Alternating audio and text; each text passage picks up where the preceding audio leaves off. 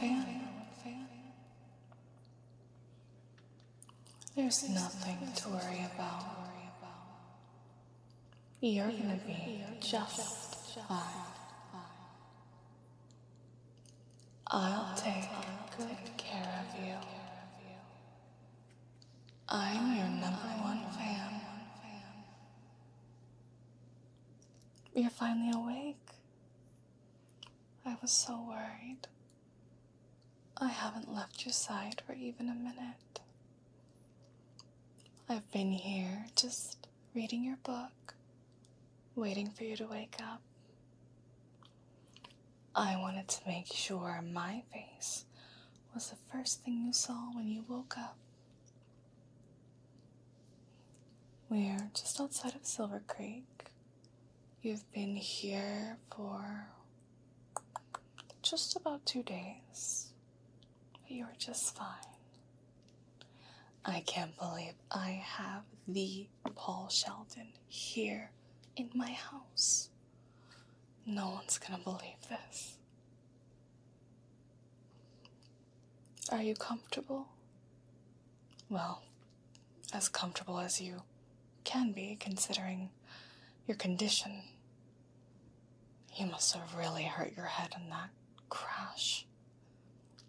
There's so much blood. Don't you remember?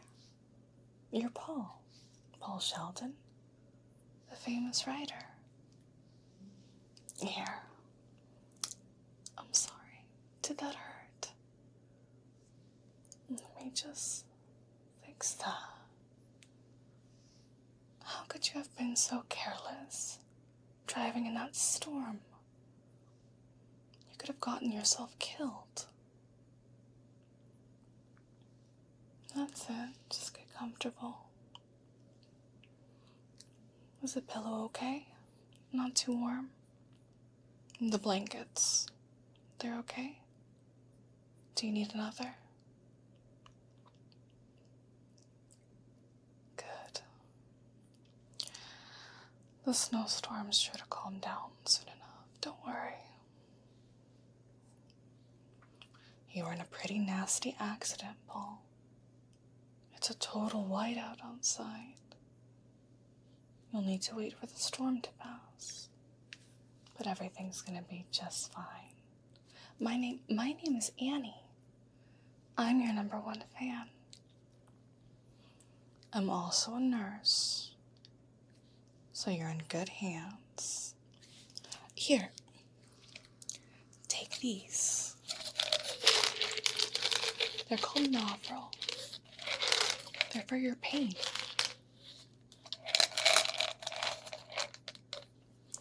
The blizzard was too strong. I couldn't risk trying to get you to the hospital.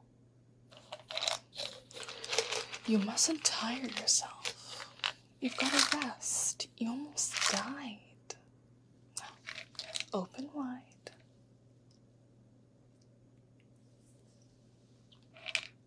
Your wife? You want to call your wife?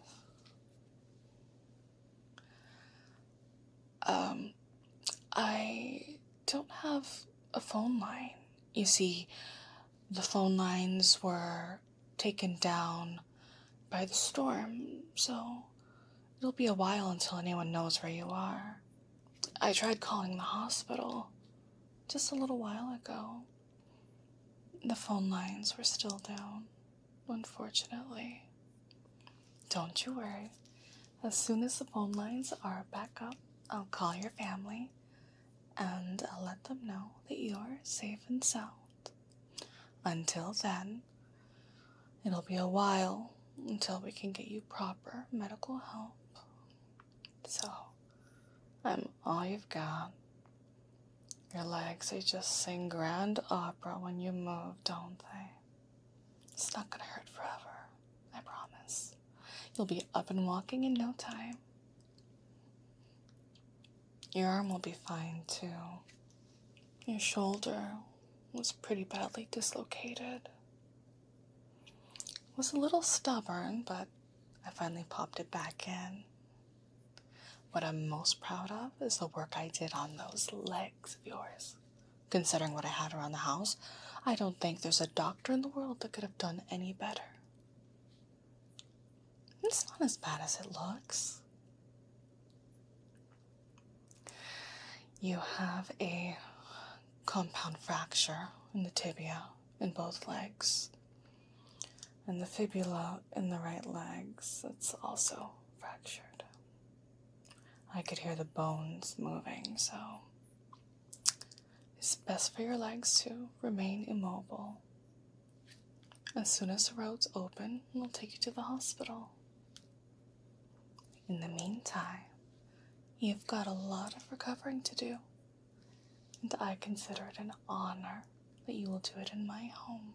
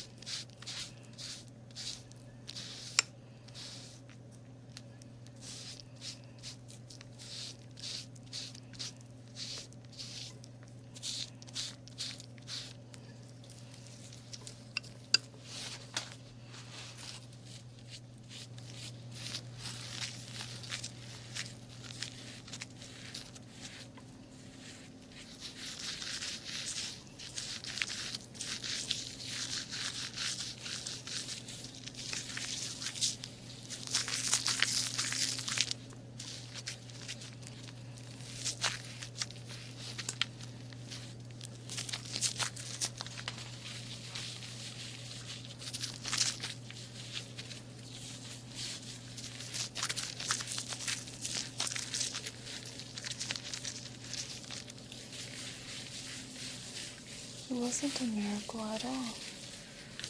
I was following you.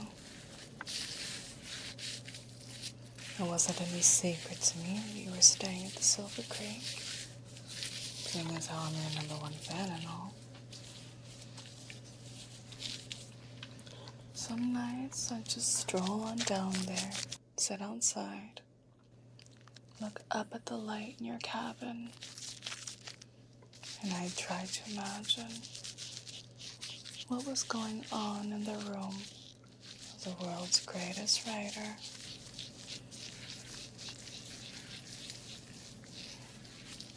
Don't move. I wouldn't want to hurt this neck. Good.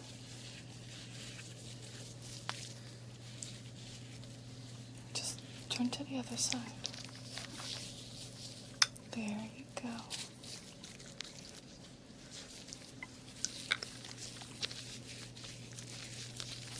Well, the other afternoon I was on my way home and there you were, leaving the lodge. And I wondered why a literary genius would go for a drive when there was a big storm coming. I take it you didn't know there was a blizzard coming. No. Well, lucky for you, I did. And lucky for me, too. Because now you're alive and you can write more books. Oh, Paul, I've read everything of yours, the mystery novels. I know them all by heart, all 8 of them. Well, I always say, if you can't enjoy your own company, you're not fit company for anyone else.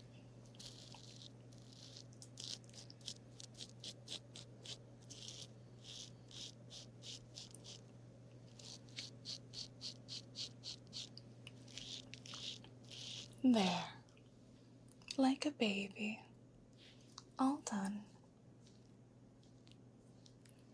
You're such a crybaby. I barely nicked you. There you go. So smooth. Once the roads are open, The phone lines will be back up in no time.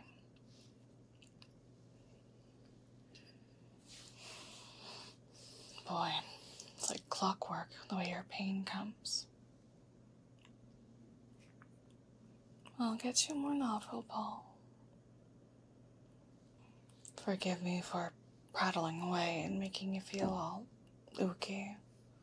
You must be so hungry.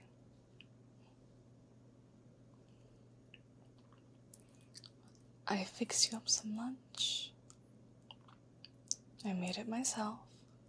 I'm so proud of it. My own recipe. Bet that wife of yours can't cook as good as me. Here. Open wide. Did I do good? It's a little salty.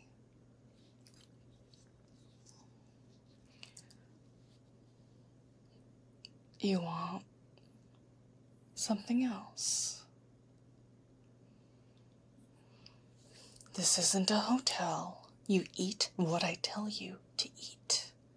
No, fine. I'll pick up something from town. Anything else I can get you while I'm in town?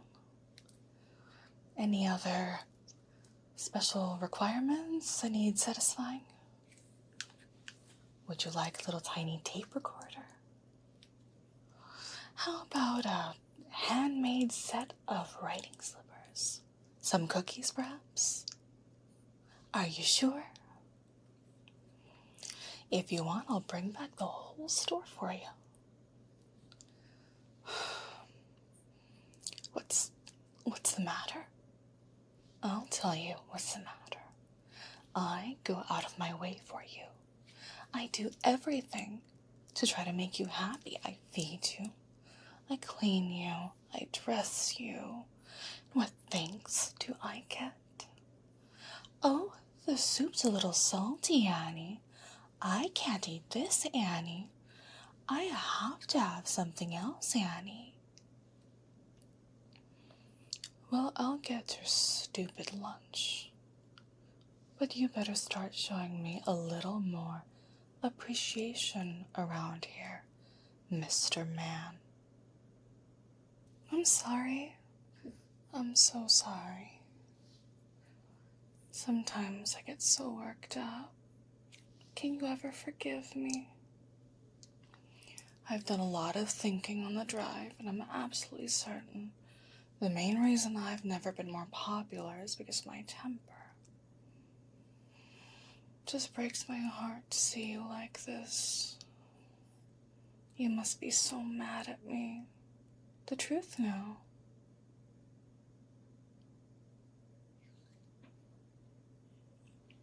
Well,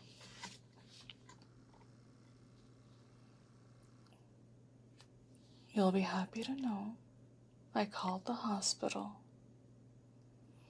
I talked to the head orthopedic surgeon. I told him who you were and what had happened. He said as long as there's no infection, you're not in any danger. As soon as the roads to the hospital are open, they'll send an ambulance for you.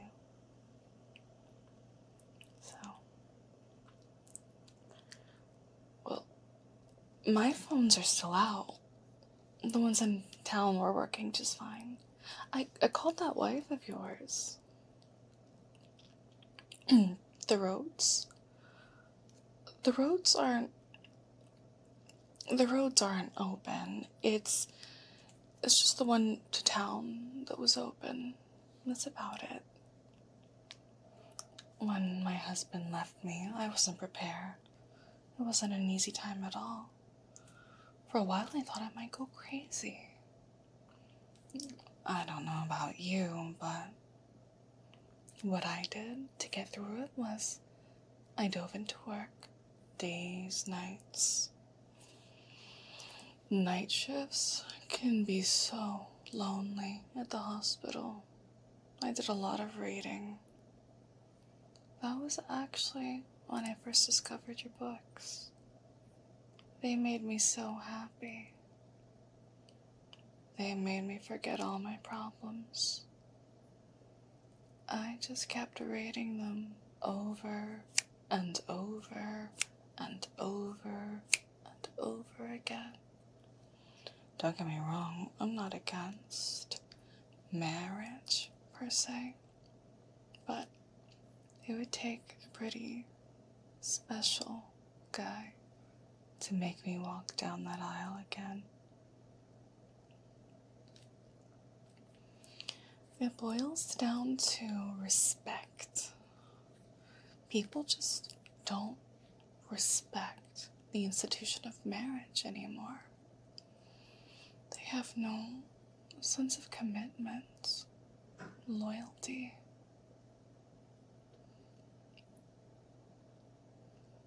What did she say? What did your wife say? You must be joking. You're still asking about her? Who cares what she said? I told her you were here. You're questioning me?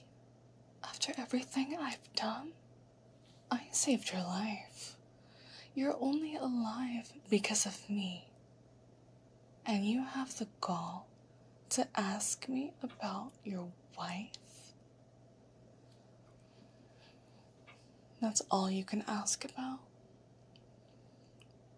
Where are your manners? Where's your gratitude? Thank me for saving your life.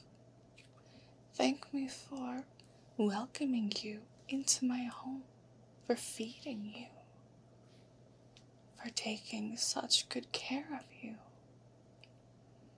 Forget about her. Your wife should be the last thing on your mind right now. Right now. The only thing you should be concerned about is me, my needs. I already told you, the phone lines are down. What, you don't believe me? I don't think I'll ever understand you. I cook your meals. I tend to practically 24 hours a day. And you continue to fight me. When are we going to develop a sense of trust?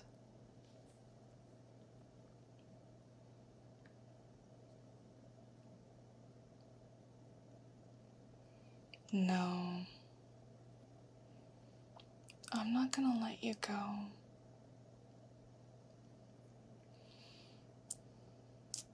You know, I'm not going to let you leave. You're going to stay here with me. I suppose it was about time to give up the pretense anyway. Don't even think that anyone's coming for you. Not the doctors, not your agent, not your wife. 'Cause I never called them. You already knew that anyway. I could see it in your eyes. Nobody knows that you're here. And you better hope nothing ever happens to me. Because if I die, you die. Till death do us part. I'm your wife now. I don't think you quite understand the gravity of the situation you now find yourself in. You are completely cut off from the rest of the world.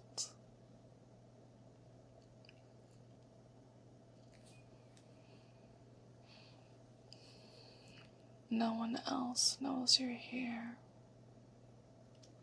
In fact, they may think you fell down the mountain and are buried in the snow. No one is coming for you. No one will go looking. At least until spring, when the snow melts. And that is a very long, long time away. That gives us plenty of time to play.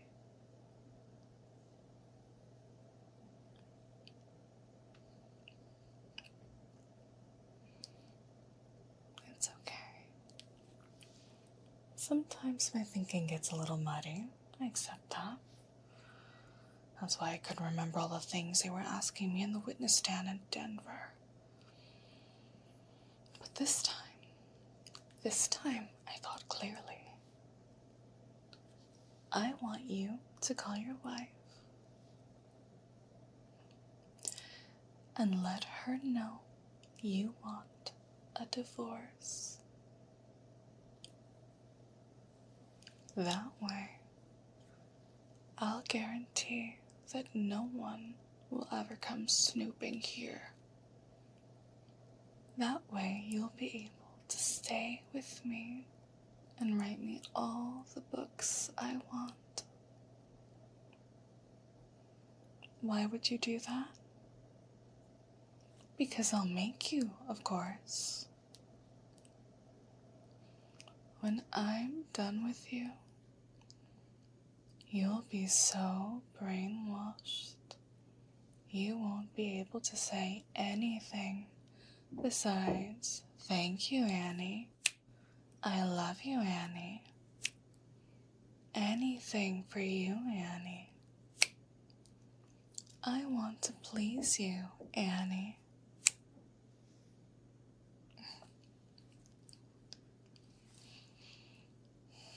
And I'll have to erase that ugly wife of yours, too. As long as she exists in your mind will never be free. You'll never truly belong to me.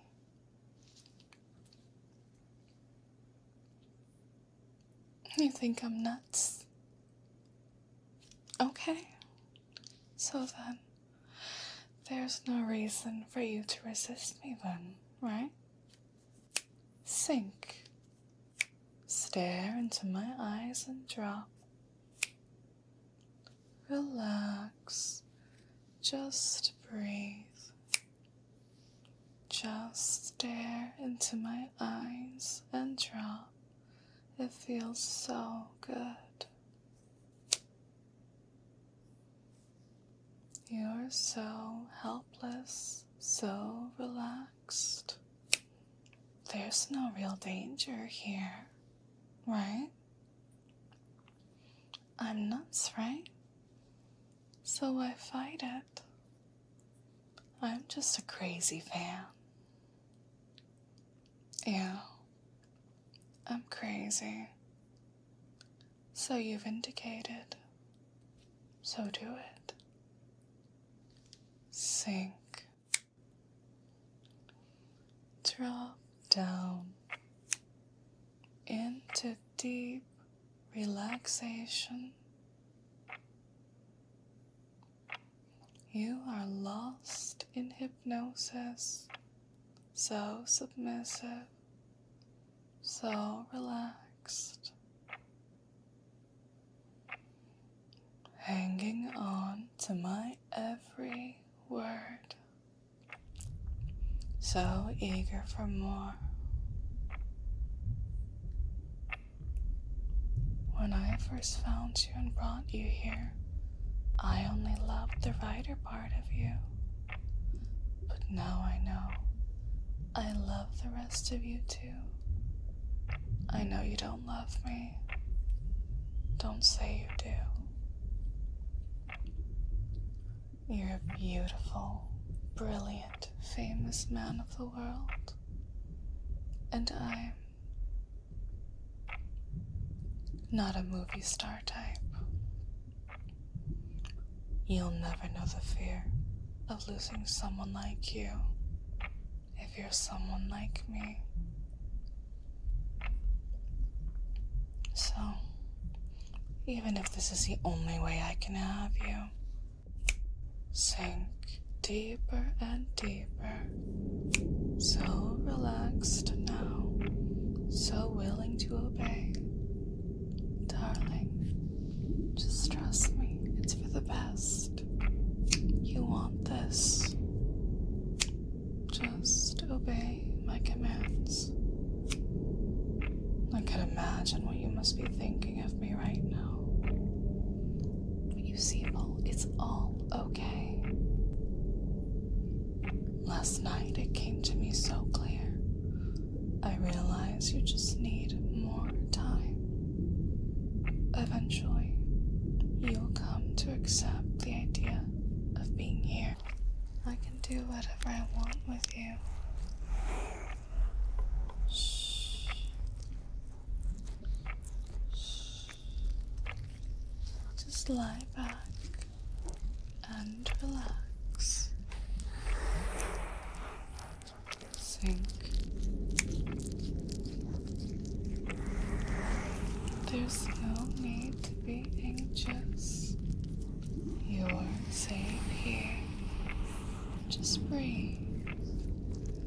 Take deep, slow breaths for me. You're trapped here in this bed. You are completely at my mercy. I can do whatever I want with you. Doesn't that feel so good? Let yourself fall into a deep, tranquil trance. Your body feels so numb, paralyzed by my commands. Your lids are so heavy, you cannot stay awake any longer.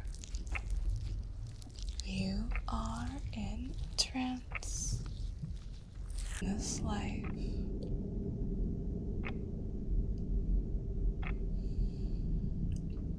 to serve and worship your loving wife,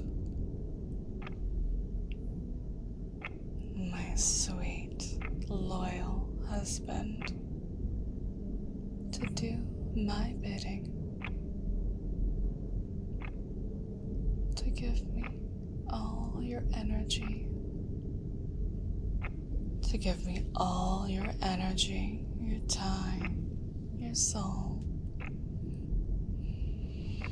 You will give up all your dreams for me, because I have now become your dream. Now, you have no choice but to submit and obey.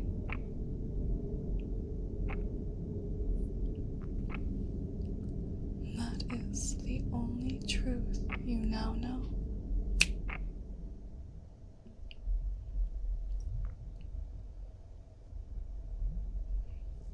And now, you're my #1 fan.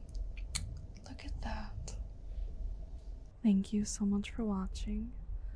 This script was really fun and campy. It's getting kind of ridiculous at this point. I can pretty much turn anything into hypno kink.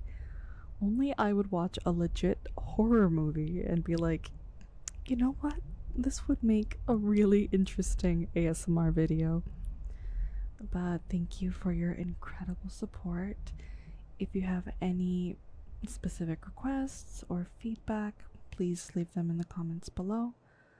I really love reading your comments. It truly does get me through the day. Full unhinged, not safe for YouTube version is up on my Patreon. If you've made it to the end section here, please comment. It feels so good to obey my queen.